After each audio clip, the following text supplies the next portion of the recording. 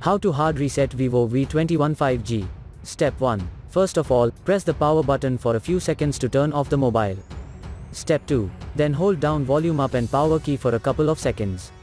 Step 3. Let go of all buttons when fast boot mode appears.